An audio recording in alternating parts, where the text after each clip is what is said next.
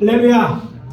잘 아시는 것처럼 우리나라 국민들은 지난 12월 3일 밤 아무도 예상치 못했던 윤석열 대통령 비상계엄 선포로 큰 충격을 받았습니다.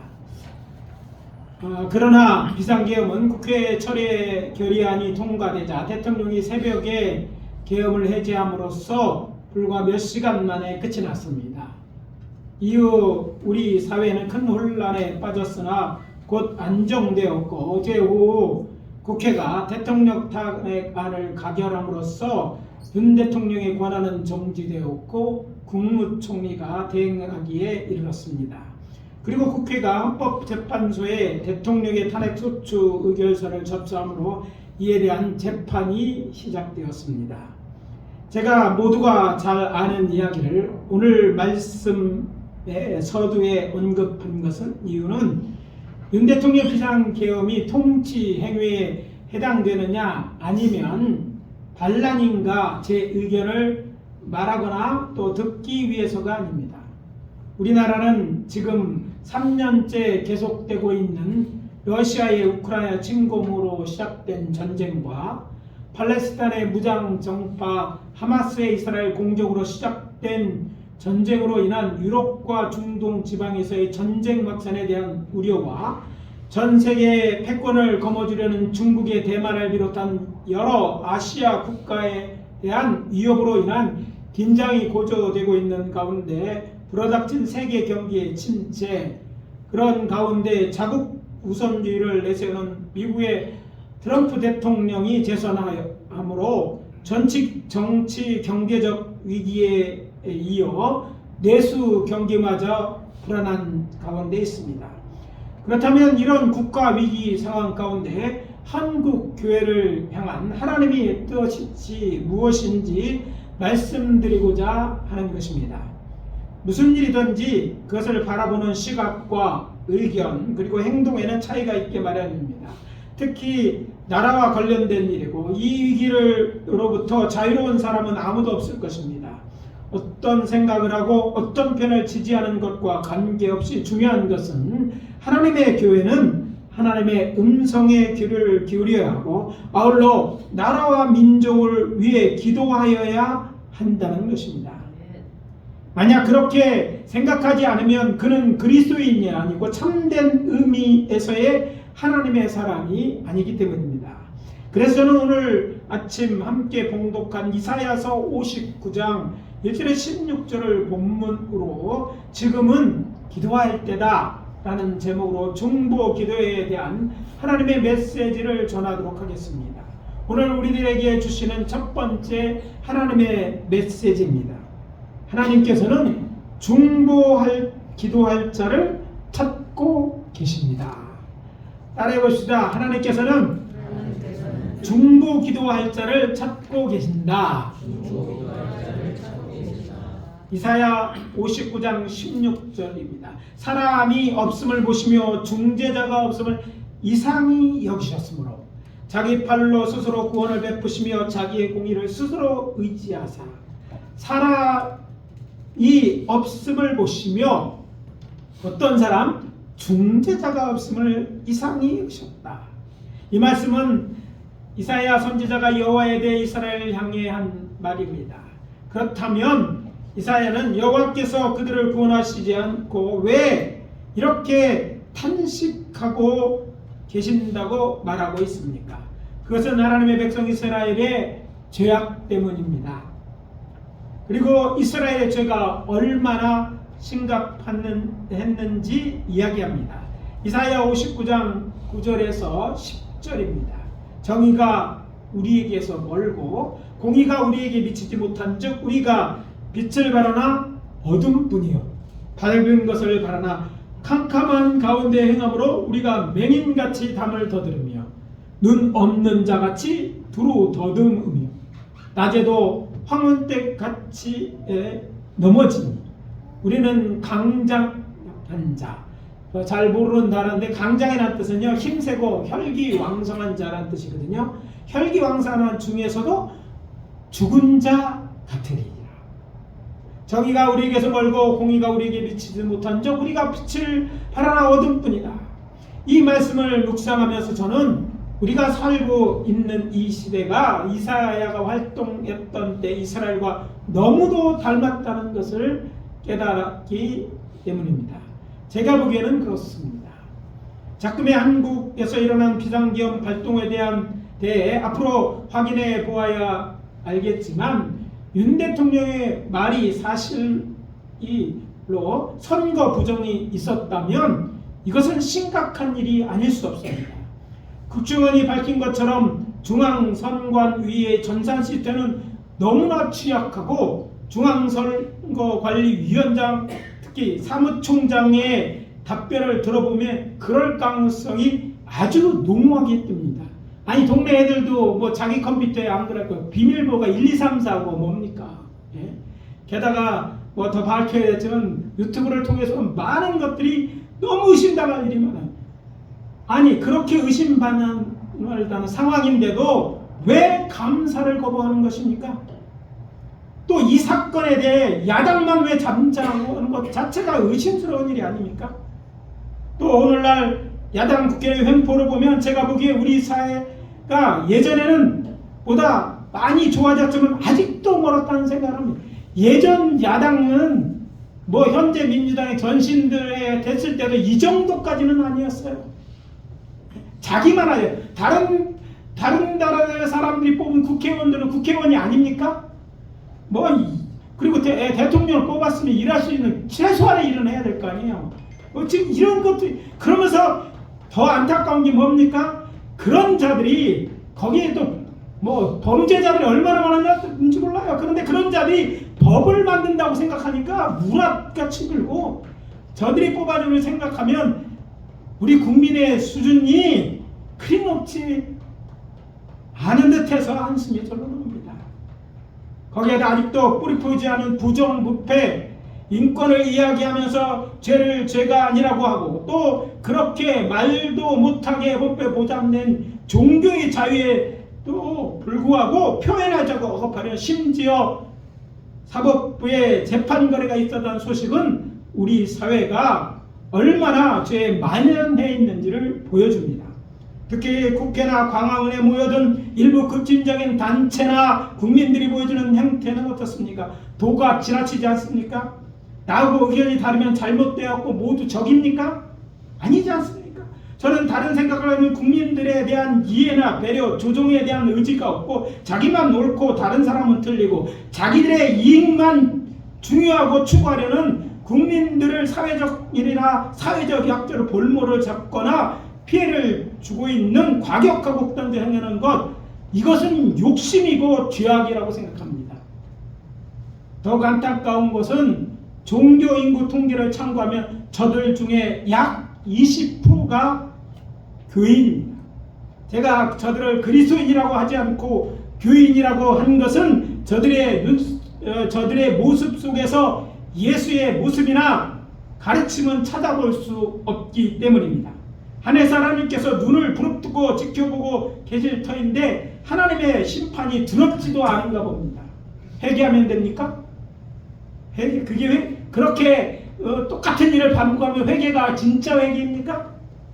하나님이 그것도 구분하지 못할 것이라고 생각하십니까? 아니지 않습니다. 다시 본론으로 돌아가서 이 이사야서 59장 9절 이하의 말씀을 생각할 때 교회가 곧 우리가 모처에 말할 하나님의 말씀이 있습니다. 이런 상황 가운데 살아가는 우리들을 향한 말씀이기도 합니다. 이것이 바로 이사야서 59장 1절 2절의 말씀입니다. 제가 봉독해드립니다. 여호와의 손이 짧아 구원하지 못하시는도 아니요 귀가 둔하여 듣지 못하시는도 아니라 오직 너의 죄에게 너희와 너희 하나님 사이를 갈라넣었고 너희 죄가 그의 얼굴을 가리어서 너희에게서 듣지 않으시게 하니라. 무슨 말입니까? 죄인된 이스라엘이 구원을 얻기 위해서는 중재자가 필요하다는 거예요. 우리가 주목해야 할 것은 1절입니다. 여호와의 손이 짧아 구원하지 못하심도 아니요 귀가 둔하여 듣지 못하심도 아니라. 이 말씀에는 여호와 하나님께서 교회에 주시는 두 가지 사실과 두 가지 중요한 메시지가 담겨 있는 말씀입니다. 먼저 사실에 관한 것입니다. 여호와는 너희를 구원할 능력이 있는 하나님이다. 우리가 믿고 섬기는 하나님은요, 우리가 어떤 상황과 환경에 처해 있든지 무슨 문제를 만났든지, 그리고 그 문제가 크고 작고 많고 적고와 관계없이 그것을 해결할 능력이 없다? 있다? 대답 못하십니까? 있습니다. 왜냐하면 여호와 하나님은 우주 만물을 창조하시고 사람을 만들었을 뿐 아니라 지금도 인류의 역사라는 수레바퀴를 움직이고 계신 전능하신 하나님, 살아계신 하나님이기 때문이다. 다른 하나는 바로 이 하나님, 전능하신 하나님, 곧 우리가 믿고 섬기는 하나님의 의지에 관한 것입니다.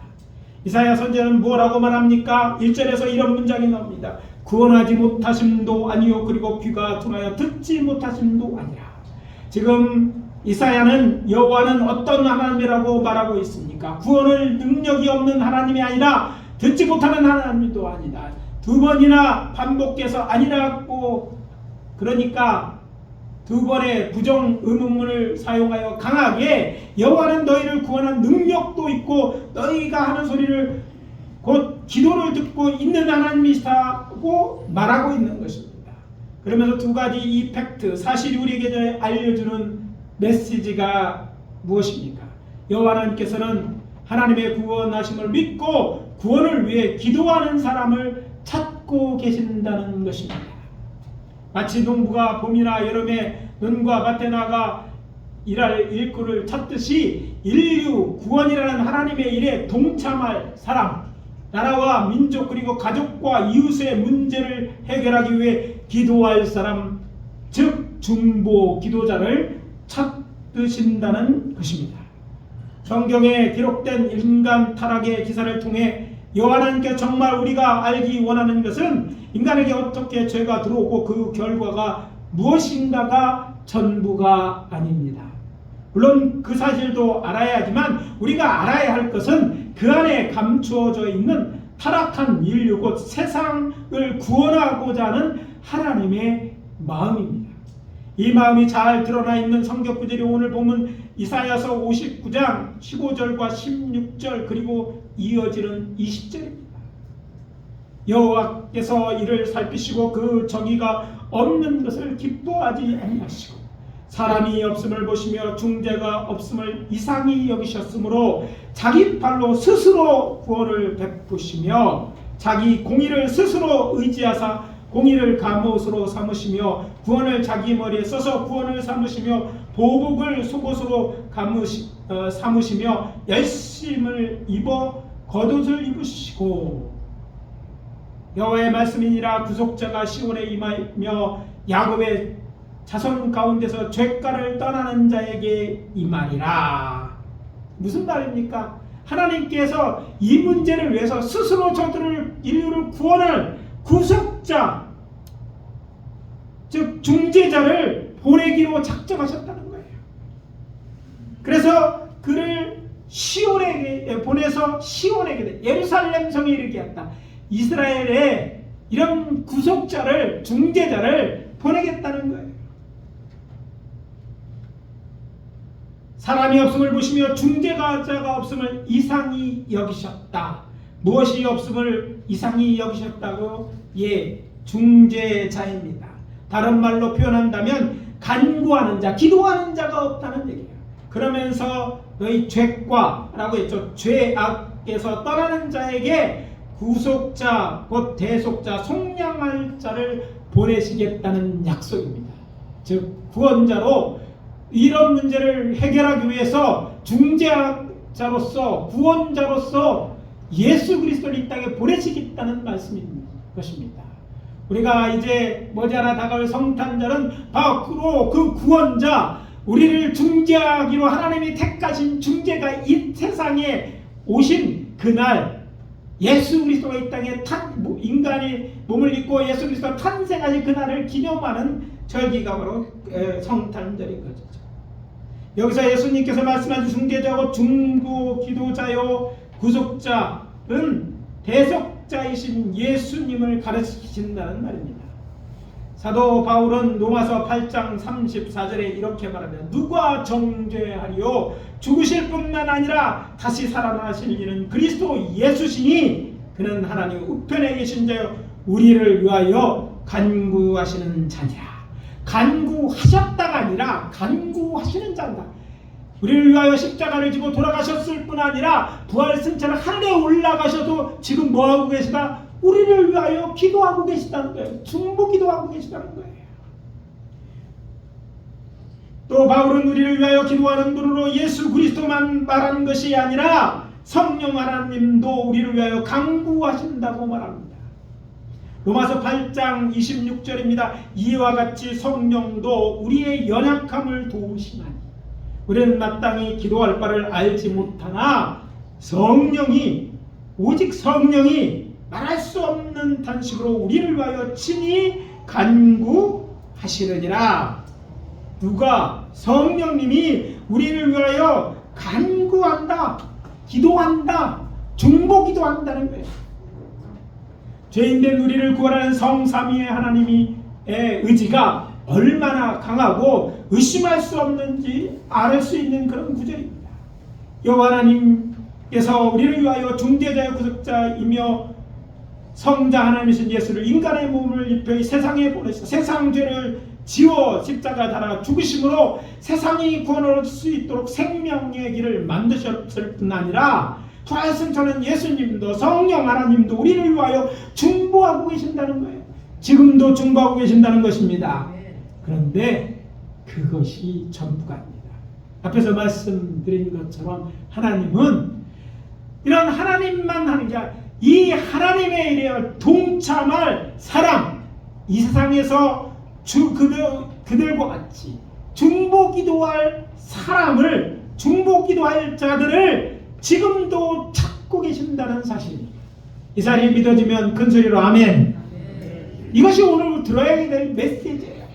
우리를 향해 말씀하셨고 이 말씀이 우리에게 정말 그러시구나 하나님의 마음을 안다면 그럼 중보 기도를 요청하는 이 하나님에게 제가 할게요 이렇게 말합니다. 제가 여기 있습니다 말하고 이사야처럼 할 수 있는 자가 있는가? 아니 나는 그렇게 아멘해야 되는가 아닌가? 이것은 우리를 향한 도전이라고 시간 들으실 수 있기를 예수 그리스도 이름으로 축원합니다. 둘째, 나라와 민족의 구원을 위해 기도하는 것이 하나님의 뜻입니다. 따라해 봅시다. 나라와 민족의 구원을 위해 기도하는 것이 하나님의 뜻이다. 앞서서는 여호와 하나님께서 나라와 민족 또는 가족이나 본인의 문제를 위하여 기도할 자를 찾고 계신다고 말씀드렸습니다. 그렇다면 이 사실이 가리키고 있는 두 번째 메시지는 무엇입니까? 구원을 위하여 기도하라는 것입니다. 그리고 이것을 보완해서 설명하는 것이 오늘 본문 2절부터 15절 전반부까지 있고 이후 21절까지가 그런 기도를 통해 저들을 구원하시기 원한다는 내용인 것입니다. 다 자세히 시간이 없어서 다 설명하지는 않겠지만 그런 거예요. 구약 성경 특히 선지서를 통해 발견할 수 있는 것은 하나님의 사람이었던 선지자들은 이스라엘의 구원을 위해 간절히 기도하였다는 것입니다. 물론 저들이 기도한 이스라엘은 하나님의 나라이고 하나님의 나라여야 했습니다만 동시에 이 나라는 저들의 조국이었고 저들의 민족을 위한 기도였다는 사실입니다. 또 하나 중요한 사실은 중개자여 구속자가 되시는 예수 그리스도께서 당신의 제자들에게 너희 하늘 아버지께 기도하라고 가르치셨다는 거예요.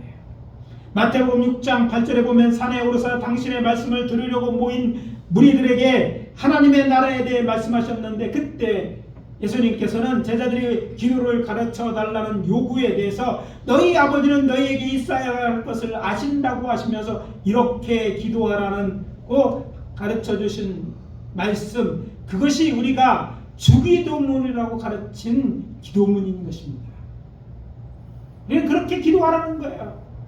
여기서 우리가 이런 기도의 그 중도 내용을 보면 우리가 기도해야 된다. 다른 사람이나 모든 그리스도인들은 바로 그렇게 중보 기도하는 자라야 되는 것을 알 수 있는 거예요. 또 예수님께서도 말씀하셨습니다. 구하라 그리하면 너희에게 주실 것이요 찾으라 그리하면 찾아낼 것이요 문을 두드리라 그리하면 너희에게 열릴 것이요 구하는 이마다 받을 것이요 찾는 이는 찾아낼 것이요 두드리는 이에게 열릴 것이니 너희 중에 누가 아들이 떡을 달라 하면 내 돌을 주며 생선을 달라 하는데 뱀을 줄 사람이 있겠느냐. 너희가 악한 자로 두은 것을 자식에게 줄 알거든 하물며 하늘에 계신 너희 아버지께 구하는 자에게 좋은 것을 주시지 않겠느냐. 마태복음 7장 7절에서 11절까지의 말씀입니다. 오늘 아침 이렇게 예배를 준비하는데 우기가 말을 하더라고요. 엄마, 아빠. 왜 들으셨는지 모르겠어요. 엄마, 아빠를 드디어 불렀어요. 엄마, 아빠. 제가 듣기에도 야, 우기가 이렇게 컸나? 그런데 그렇게 엄마, 아빠 부르는 우기가 엄마, 아빠를 부르면서 밥을 달라고 하고 고쳐달라고 하고 무엇을 구한다면 아마 우리 정집사님 내외는요 안 줄 리가 없어요. 없다면 나가서 일해야 된다면 개서라도 주실 거예요. 아니 그렇게 부르는데 안 줄 수가, 저희들이 보기에 안 줄 수가 없더라고요. 자, 생각해 보십시오. 우리가 하나님의 자녀들이 아닙니까? 하나님의 자녀들이 우기처럼 하늘 아버지를 부르며 울며 하나님 우리 나라를 구원해 주세요. 이 나라를 주세요. 우리 민족을 구원해 주세요. 우리 가족을 구원해 주세요. 우리가 이런 문제에 처했습니다. 우리 형제자매들이 이 문제 때문에 고통을 당하고 있습니다. 그렇게 울며 부르짖어 기도할 때 하나님이 들어주시지 않겠습니까? 세상 사람들이 원하는 것 원한다고 하나님이 하시는 분이 아니십니다. 아니 저들의 신께 기도하겠죠. 나름대로 좋은 의미로 생각해서 하는지 안 하는지 모르겠지만 한다고 해도 그 신은 참신이 아니기 때문에 들을 수가 없고 그들을 위해 일할 수가 없어요. 제가 늘 얘기하잖아요. 자기 콧도 못 지키는 돌부처에 그렇게 손이 닳도록 빈다고 해서 뭘 들어준다고요? 안 들어줄 수가 없어요. 그러나 하나님은요 살아계신 하나님, 우리의 기도를 들으시는 분입니다. 우리를 보고 계신 분이에요. 그분이 우리 하늘 아버지인데 왜 안 들어주시겠어요? 그러니까 다른 사람들의 기도는 바람은 소용이 없어요. 바란다고 그렇게 되는 것인가요? 그러나 하나님의 자녀의 기도는요 하나님을 움직이는 거예요. 기도가 역사를 나타내는 것은 우리가 기도할 때 하나님이 들으시고 하나님이 그 기도에 응답하시기 때문인 거예요. 저는 그렇게 믿습니다. 예수님께서 제자들에게 하신, 곧 교회에 하신 기도에 대해 우리가 놓치지 말아야 할 중요한 사실은 기도의 내용에 있어 기도할 대상이나 내용에 제한을 두지 않았다는 것입니다. 무슨 말입니까? 기도할 대상, 예를 들어서 너희 자신을 위해서 기도하라고 그렇게 딱 정해준 것이 아니라는 거예요. 또 기도하는 내용, 예를 들어서 너희의 구원이나 건강을 위해서만 기도하라고 가르치자. 모든 걸 다 기도했어요. 그런데 우리가 살고 있는 우리의 환경, 우리가 당한 문제를 위해 또 기도를 그만둔 적이 없어요. 그리고 뭐예요? 기도해도 되는 거예요? 아니, 기도할 수밖에 없는 거예요. 저는 나라는 몰라도 지금 교회는요 심각한 위기, 비상사태를 선언해야 되는 때라고 저는 생각합니다. 코로나 시대를 지내면서 수많은 교회가 문을 닫았고요. 지금도 회복되지 않고 있습니다. 각 교단마다 통계는 교회 수가 줄어서 교회를 통합하고 있어요. 더욱더 놀라운 사실이 뭐는지가 한국현대교회, 한국교회의 현실은요 지금 주력이 60대 이상의 사람들이에요. 50대, 60대예요. 20년 후면 이들은 양로원 가거나 저천국에 갈 사람들이라니까요. 20, 30년 후에는요. 그리고 지금 생각해 보십시오. 교회마다 전국 주일학교에 60%의 주일학교가 없습니다. 중고등부 학생들 없어요. 아니 있다고 경위 명명을 한두 명 보래 아주 빈약한 것이 사네. 아니 머지않아 우리의 이세들이 없다는 거예요. 더욱더 안타까운 것은 오늘 예수 잘 믿는 사람들의, 심지어는 목사, 장로, 권사, 재직대 자녀들 중에 교회에 한다는 사람들이 태반이라는 거예요. 여러분만 천국 가고 걔들은 지옥 가도 되는 것입니까? 아니 그런데 재산 물려주세요. 재산이 그게 도움이 되겠어요? 정말 주는 신앙의 유산이 이들에게 밀려가야 되는데 교회는 이것을 심각하게 생각하지 않아요. 각계는 신앙의 자유가 있다고. 예, 그게 정말 하나님이 기뻐하는 일일까요? 그게 정말 자녀를 생각하는 부모일까요? 우라가 터지고 불통이 터지는 거예요. 지금 한국 교회는 위기상황인 거예요. 비상사태는요, 나라도 지금 하는 것이 심각하지만 정말 교회가 비상사태를 선언하고요, 정말 계엄처럼 우리의 삶을 바꿔야 된다는 거예요. 그래서 말씀드립니다.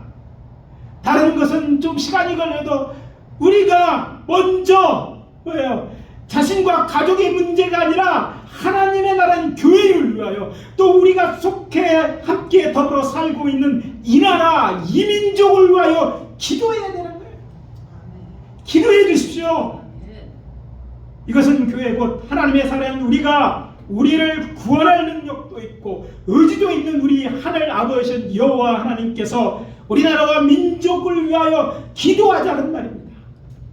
정말 우리가 어려웠던 시절이었던 일제강점기와 6.25 전쟁 때 우리의 믿음의 선진들은 나라와 민족을 위해 눈물을 흘리며 기도했습니다.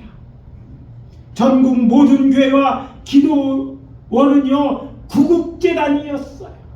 산에서 각 그들마다 사람들이 넘쳐나서, 그때는 믿는 자도 적었고 형편은 지금보다 훨씬 더 어려웠음에도 불구하고 저들은요 눈물로 부르짖으며 이 나라 이 민족을 구원해달라고, 잘 살게 해달라고, 우리의 이런 어려움 속에서 우리를 풍요롭게 해달라고 그러고, 저 북한과 같은 공산주의자들의 심장으로부터 우리를 자유케 해달라고 기도했다는 거예요.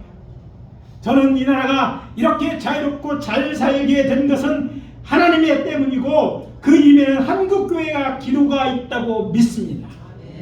그것은 지금부터 110여 년 전부터 근대에 이르기까지 우리나라와 민족은 외부에 비해서 주권이 유린당하고 중국의 때는 먹을 것이 없어 굶어 죽는 아사자가 많았던 가난한 나라였어요.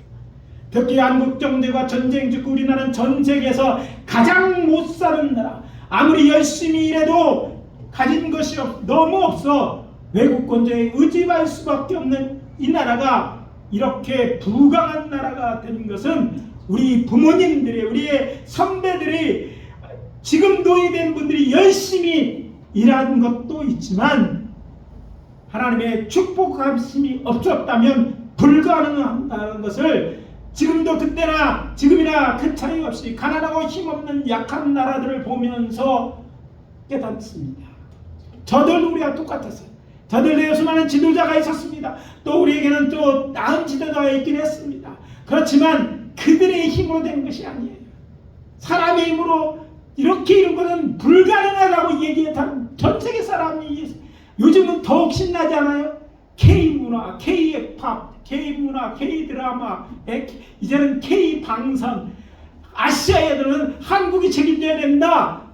한국이 전 세계 4대 방산국가까지 군사력 세계 6위, 5위라고 얘기하는 그런 불강한 나라가 스스로를 지키는 나라까지 이런 힘을 가지게 됐어요. 경제적으로 그렇습니다. 한국을 무시하고는요, 세계 경제 투어, 어떤 사람이 한국의 핵을 가지면 외국이 다 한국을 보이콧하는, 천만을 한국을 보이콧하면 전 세계가 안 돌아갑니까? 그만큼 우리나라가 이제는 다른 나라가 되었어요. 아니 대한민국 여권 가지면 모든 나라가 들어간다니까. 이스라엘 국민이, 이스라엘에 전에 있다 한국에 귀화한 사람이 그가 이스라엘 여권을 갖고 들어갈 때 공항에서 이스라엘에 2시간 걸렸는데 한국 여권 갖고 갔더니, 결혼해서 한국 여권 갖고 갔더니 그냥 가십시오. 한국 여권이네? 그러니까 저 결혼해서 들어가십시오. 아니 한국엔 내가 전에 이스라엘 국민이었다는 게 중요한 게 아니라 한국에 그냥 들어가, 이 시대를 만났다는 거예요. 저는 여기에는요 이런 기도가 있었고 앞으로를 위한 전 세계를 구원하는 하나님의 큰 계획과 뜻이 있다고 믿습니다. 저는 그런 의미에서 우리 교회가 정말 적고 연약하지만 세계 선교를 꿈꾸고 우리 주변에 있는 나라의 복음을 전하러 아이들이, 학생들이, 이제 장년들이 나가는 것이 하나님이 기뻐하는 뜻에 하나님의 대세에 따르는 일이라고 믿습니다. 각 교회들이 해야 될 일인 거예요. 아니 우리가 먼저 하는 거예요. 작은 교회도 할 수 있다고 우리가 하는 거예요. 왜? 그것이 세상을 구원하는 하나님의 뜻이기 때문에 아무 그 일을 위해 기도하고 힘을 모으는 거예요. 뭐 재정 보고 보면 우리 교회가 이번에 좀 재정 적자가 돼서 넘어가고 있어요. 아니 모든 걸 선교를 줄이고 하는 일을 막으면 적자 오지 않습니다. 그러나 막지 않는 것은 이거 하나님이 더 기뻐하는 뜻이 나머지는 하나님 앞에 더 기도하고 우리 성도들이 더 축복받으면 그것을 채워줄 거라 믿기 때문에 하는 거예요. 하나님이 하시고자 하는 일을 하나님의 마음이 읽으면 반드시 하나님이 축복하실 거라고 믿기 때문입니다. 그것이 교회만 그런 것이 아니라 성도들의 가정을 하는 일을 축복하실 거라고 믿기 때문입니다. 그런데 지금 우리나라는 어떻습니까? 분명 이전보다 잘 먹고 잘 살게는 되었지만 물질 만능주의와 세속주의에 빠져있고 사회의 정의가 실현되지 못하여 하나님의 보시기에 죄악으로 물들어 병들어가고 있습니다. 특히 수많은 믿음의 가정의 자란 자녀들이 하나님을 따라 살고 있습니다. 그러므로 우리부터 회개하고 나라와 민족을 위해 간절히 기도하고 무엇보다 우리의 말이나 행동을 바르게 해야 됩니다. 남을 욕하기 하기 전에 자기를 봐요. 자기를. 왜 세상사 욕하게 있는 사람은 욕먹는 줄 알아요? 다 감옥 가야 될 사람들 바글대글 하는데 무슨 정의를 얘기해요? 지들은 법도 안 지키면서. 아니 참 조국 보면서 내가 속이 터져. 아직 그런 인간에 대해서 축구하고 나는 이해가 안 가요. 그런 사람이 어떻게 얘기할 수 있어요? 예? 자기의 잘못은 정말 이건 기회가 아니에요. 특히 수많은 믿음의 가정에 자란 자들이 하나님을 따라 살고 있다고 말씀드렸지 않습니까? 그러므로 우리부터 회개하고 나라와 민족을 간절히 기도하고 말과 행동을 바르게 합시다. 다른 사람이 있는데 다른 사람 보고 하자는 게 아니에요. 하나님이 보시다. 그것이 하나님이 원하시는 일이고 그것이 하나님의 자녀들이 마땅히 살아갈 삶인 거예요. 그렇게 될 때만 이 나라와 이 민족은 소망이 있습니다. 그래서 강권합니다. 이제 우리부터 회개하고 나라와 민족을 위해 기도하며 하나님이 보시고 기뻐하실 수 있는 우리의 삶을 바르게 합시다. 완벽하게 살 수는 없을지 몰라요. 우리 살아다 넘어집니다. 죄를 져요. 그러나 회개하고 다시 사는 거예요. 이전보다 좀 더 나은 사람을 살려고 하는 거예요. 내가 안 되니까 하나님 도와달라고 기도하는 거예요. 혼자 할 수 있으니까 우리 모두 도와주는 거예요.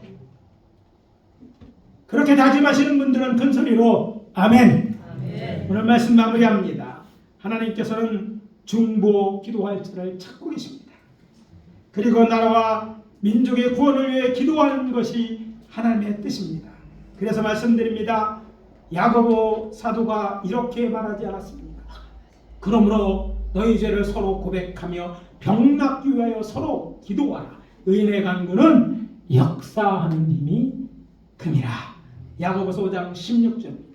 그렇습니다. 의인의 간구, 교회의 기도, 주의 은혜로 의롭게 된 하나님의 자녀인 우리의 기도만이 오늘 우리나라와 민족이 하나님의 구원의 역사를 불러올 수 있는 유일한 소망임을 깨닫고 이스라엘 위해 눈물로 기도한 선지자들처럼 이 나라 민족을 위해 기도했던 우리의 믿음의 선조들처럼 중보가도 하시는 저와 여러분이 다 되시기를 예수 그리스도의 이름으로 축원합니다. 축원합니다. 기도하십니다. 사랑과 자비의 하나님, 주께서 이 나라와 이 민족을 보고 한국교회를 애통해야 하고 분통해야 하고 바라는 말씀 부족한 종에게 전하기라 하셨고 지금 전했습니다. 지금이 기도할 때임을 알려주셨사오니 하나님의 마음이 무엇인지 알게 하셨사오니 주여 우리 교회가 우리가 먼저 기도하는 자가 되게 하시옵소서. 우리의 죄뿐만이 아니라 우리 민족의 죄와 이 사회와 우리의 자녀들의 죄를 회개하고 하나님 앞에 긍휼과 도우심을 구하는 우리가 되게 하여 주시옵소서. 그래서 하나님께서 이 나라를 고치시고 우리에게 큰 구원을 베풀며 하나님의 뜻을 위하여 크게 사용되어지는 우리가 되게 하시고 우리 교회가 되게 하시고 한국교회가 되게 축복하여 주시옵소서. 예수 그리스도의 이름으로 기도합니다. 아멘.